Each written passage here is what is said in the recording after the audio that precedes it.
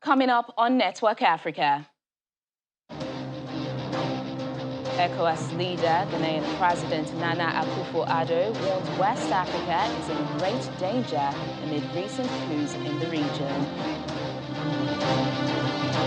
Guinea-Bissau president confirms 11 people killed in failed coup. Plus,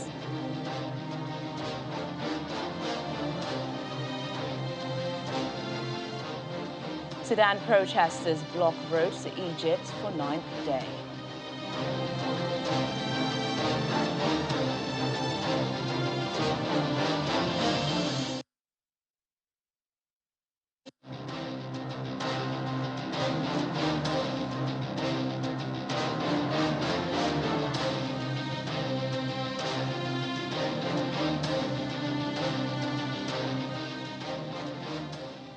Hello and welcome to the program. I'm Teniola Shobowale. The president of Ghana has warned that West Africa is in great danger as a result of recent coups in the region.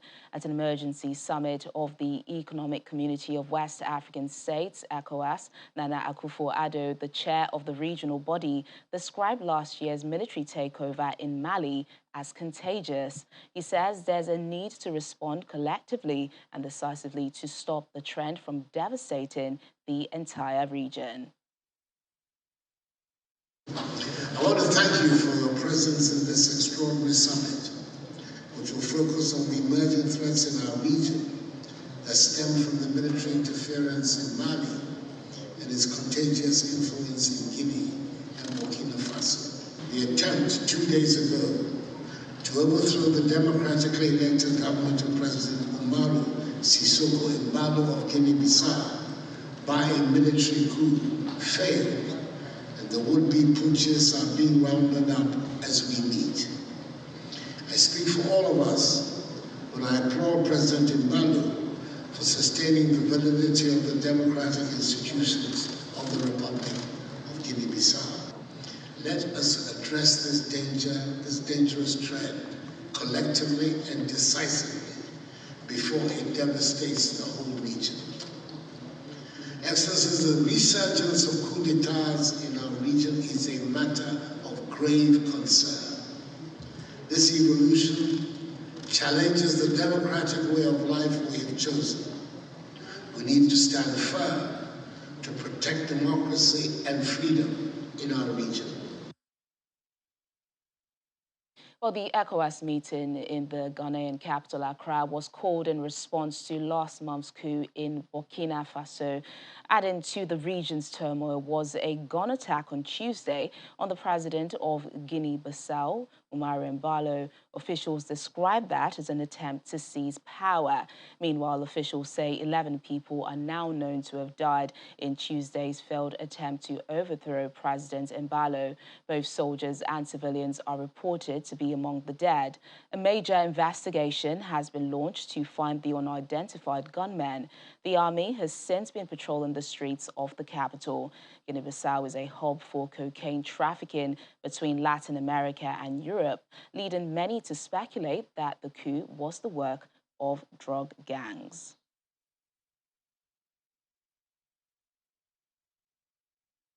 The executive director of the West African Network for Peace Building, Mr. Chukwuemeka Eze, joins us now for more on the comeback of military takeovers in the region. Mr. Eze, thank you so much for your time on the program. Thank you very much for having me. The Ghanaian president we just heard there, who is also the leader of ECOWAS, says West Africa is in great danger of coups. Now that he has identified the problem, what should be the solution?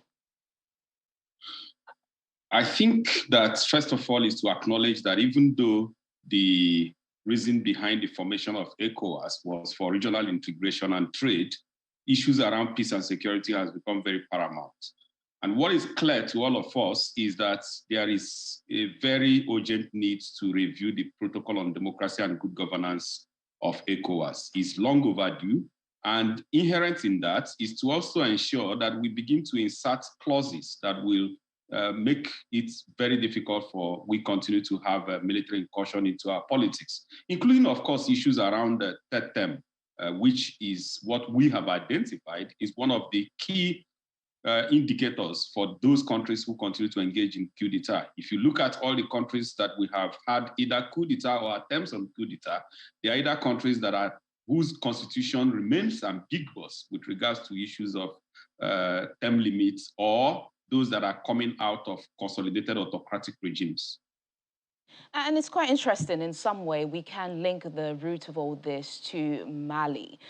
President Nana Akufo-Addo says the coup there last year was contagious, but the West African regional body has been unable to bring the country back to a democratic path. Has this in some way constituted to what we're seeing now? And could it embolden similar actions in other countries in the region? Well, what we know for sure is that the military boys are always copying and pasting, and once the environment is conducive for that, they do not hesitate. If you look at the entire countries around the Sahel, whether it is Burkina Faso, whether it is Mali, whether it is Niger, and so on and so forth, they have similar environment and also some of the key drivers that could lead to those coup d'etat. So he was correct to say this is contagious and that we need to nip it in bud, because it is a huge reversal to where we are coming from. And West Africa was already on the trajectory of becoming a reference for all the regional economic communities about how to deepen democracy and democratic ethos, and how not to also go back to military era. But this is where we are at the moment, with the multiplicity of consequences, which includes, of course, increase in terrorism, illicit arms proliferations, illicit funds transfer, that will further undermine the ECOWAS integration agenda. Well, today's talks were also focused on whether or not ECOWAS should impose sanctions on Burkina Faso following last month's coup there. Is the answer to this crisis sanctions, though? How else can ECOWAS nip the trend in the bud before it spreads even further? Well, it is dicey because ECOWAS must respect its own protocols and its provisions. There is nothing ECOWAS can do about it. ECOWAS, under its protocol on democracy and good governance, is very clear about the unconstitutional changes of government and the process through which you can ascend to governance, and that's through democratic elections. And once you don't abide by that, based on the principles of non-indifference, ECOWAS have the right to intervene. And one of those interventions is to provide a roadmap, discuss with the junta on a roadmap to achieving a transition.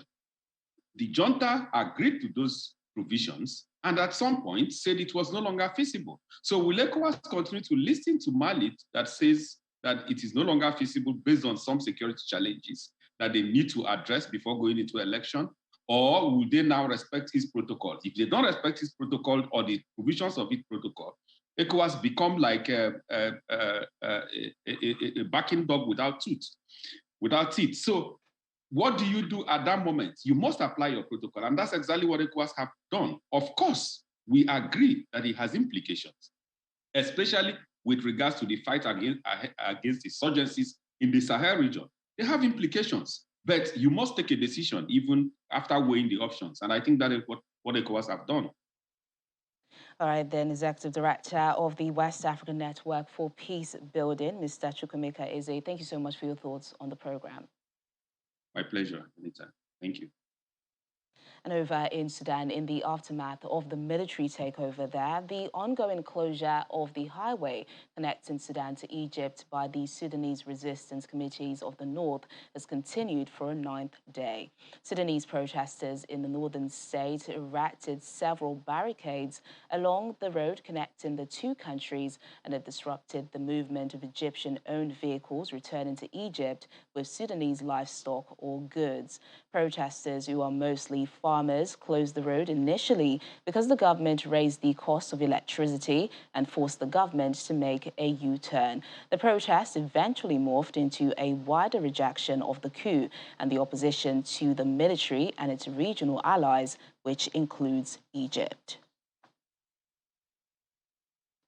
In South Sudan, over 80 local chiefs from across the country have been targeted to help end and prevent grave violations against children in armed conflict through capacity building workshops. The move is a collaborative effort between the United Nations mission in South Sudan's Children Protection Unit, UNICEF, and South Sudan's Disarmament, Demobilization and Reintegration Body.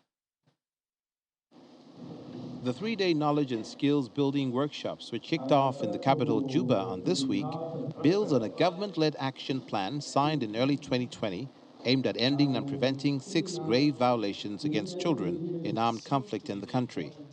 Armed forces and groups countrywide have already received training and have gone through awareness-raising activity to help the effective implementation of the action plan.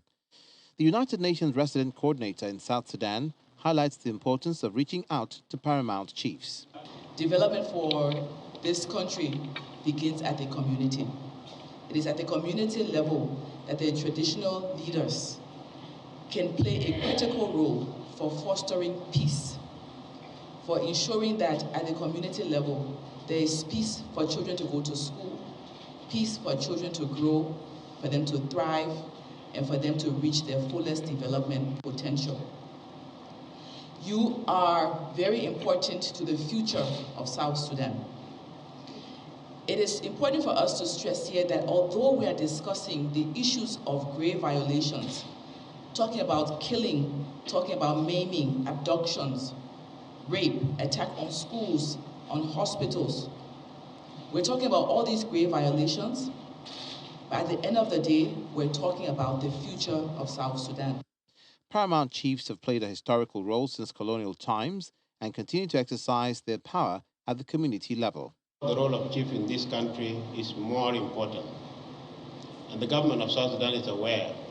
During the time of liberation struggle, the chief of South Sudan played a great role of mobilizing youth to fight for the independence of South Sudan, and that's why we have South Sudan today. If we didn't have you as chief, we are not going to have a country called South Sudan. But with you, now, your voice is heard, and that's why we have peace today, again in South Sudan. Therefore, the issue of children, with you, we believe the child right violation will stop.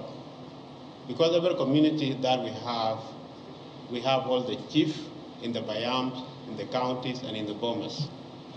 And nobody will come there and do anything without your information.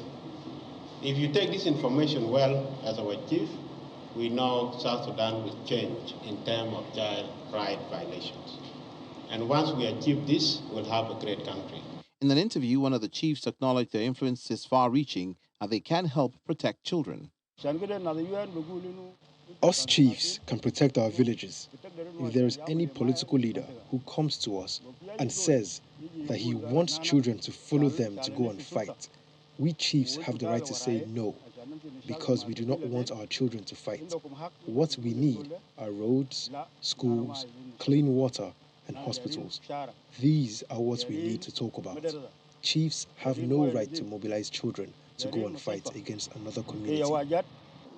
After the Juba-based workshops, it's hoped that there will be an outreach to other locations and that participants will recognize, prevent, and respond to child rights violations in a timely way, exchange experiences on prevention and response to child protection concerns, identify clear roles and responsibilities at the community level towards the implementation of the action plan, and engage more with the United Nations mission in South Sudan towards fostering the protection of civilians mandate. Let's also come on Network Africa. Moroccan authorities in race to rescue 5-year-old boy stuck in a well. More details in a moment. Stay with us.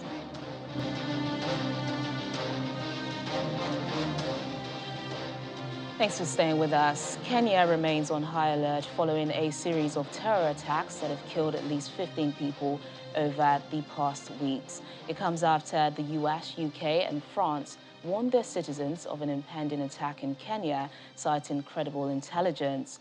All the recent attacks have been blamed on Al-Shabaab militant group, which has continued to carry out strikes on Kenyan soil, particularly aimed at security forces. In the latest incident, 4 people were killed on Tuesday in the northeastern region of Wajir when their vehicle hit an improvised explosive device. On Monday, 10 other people lost their lives after a minibus hit a roadside bomb in Mandera near the border with Somalia. VOA correspondent Mohammed Yusuf joins us now from Nairobi. Mohammed, speak to us about the security measures put in place across the country in areas considered to be terror attack hotspots. Kenyan government is taking very seriously this alert, and it has been the alert was issued last. And the area of there was fear that will be attacked, of course, was the capital, Nairobi, and this is where Western governments have directed their citizens to be quite aware of where they move, particularly in the shopping centres and hotels. And of course, Kenyan government has also responded by beefing up security across the country. That's what they have been saying, and they're ready to handle any terror threats. And of course, that's been Friday, and of course, today is Thursday. That's about a week since that alert was issued. But of course, Kenyan government is not lowering its guard and is following up that threat very seriously. And of course, this week, we understand there have been several attacks in northeast and coast regions. These are the areas that we have seen attacks taking place.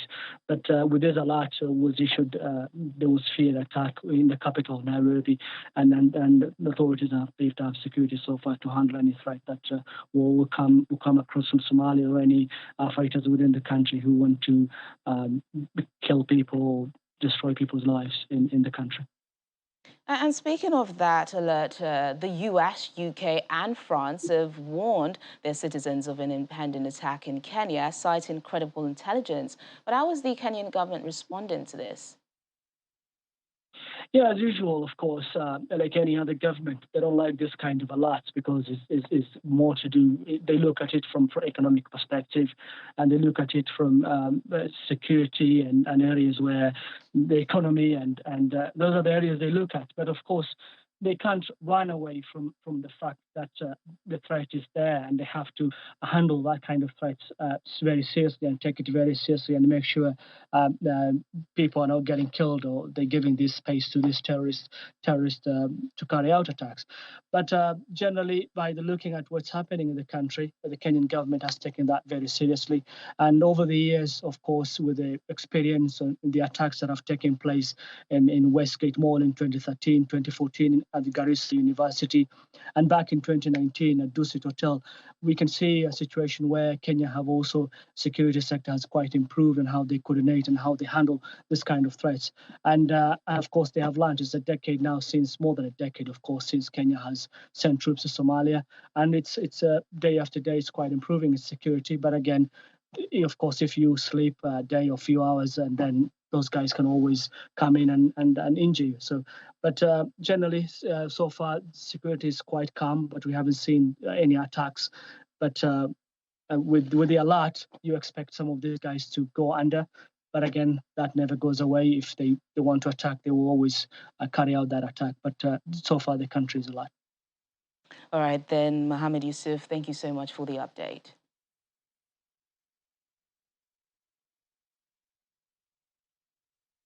And away from Kenya, the head of the UN peacekeeping mission in the Democratic Republic of Congo has strongly condemned an attack by Codeco militia against a site for internally displaced people. At least 50 people, including women and children, were killed in the attack, and another 36 were injured. Authorities say 26 people have died after lightning struck a high-tension power cable on the outskirts of Kinshasa, causing it to snap and fall on houses and a market.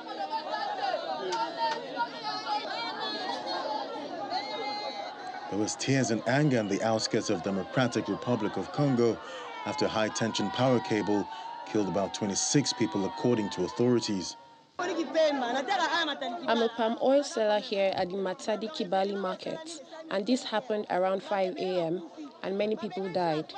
Before, we were all selling towards the main road, and the market officials had asked us to come and settle at the gutter. But look what happened to our friends. The National Electricity Company says the accident happened when lightning struck the high-voltage cable during a storm on Wednesday morning, which then fell on houses. I was at home when they called to tell me that my sister had died. It is this cable that you see here that killed my sister. Before, she was selling towards the main road, but I don't understand why they are moving them here. The authorities must find a solution. Visiting the scene, Prime Minister Jean-Michel Sama-Lukonde says the cable had fallen in pools of water where women were selling produce. He offered condolences to the grieving families on behalf of the residents. It's regrettable, as you have seen. As a result of the rain and lightning, a cable was cut and fell on the path where, unfortunately, there were pools of water and market women selling their produce. As a result, 26 people died, including 24 women and 2 men. 2 people were seriously injured and taken to the hospital. The bodies were taken to the morgue at Mama Yemo. The first feeling is one of regret. It is to present our condolences to all these grieving families on behalf of the President of the Republic. Power cables frequently collapse in Kinshasa, a city of 13 million people, where infrastructure is outdated and neighborhoods sprawl into areas not intended for homes.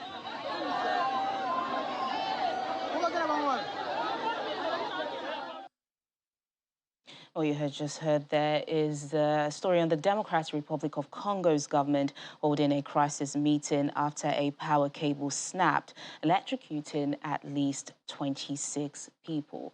And moving away from the Democratic Republic of Congo, 10 people have died in Zimbabwe after being swept away while trying to cross a swollen river close to the border with Mozambique. They are the first deaths to be announced in the country as a result of Tropical Storm Anna, which has killed more than 80 people in other southern African countries.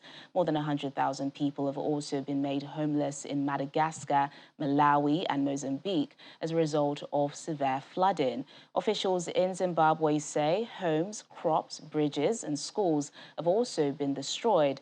Another tropical cyclone is heading towards the region. Storm Batsirai is expected to make landfall in Madagascar on Saturday. And speaking of Batsirai, a bus driver has been killed in a road accident on the northwest coast of Mauritius, the only death linked to the cyclone. The bus driver was riding his motorcycle to report to work early on Thursday morning when he was hit by a tree that had fallen, blocking the road. Mauritius' cyclone alert had been lifted earlier, after which the driver left his house to report to work. Road users have been urged to be cautious because there are pockets of fogs and debris on the road. Morocco has been gripped by efforts to rescue a child who fell into a well near the northern city of Chefchaouen. The child, who local media have identified as a 5-year-old boy named Rayan, was reportedly accompanying his father, who had been repairing the well when the accident occurred. He's believed to have fallen to a depth of around 32 meters. Rescue operations led by Morocco's Civil Protection Directorate have been ongoing since Tuesday afternoon. Despite suffering a significant fall, footage from a camera lowered into the well show that the boy remains alive and conscious, though he appears to be suffering from some minor head injuries. And that's the program today. Thank you so much for watching. I'm Teniola Shuboale.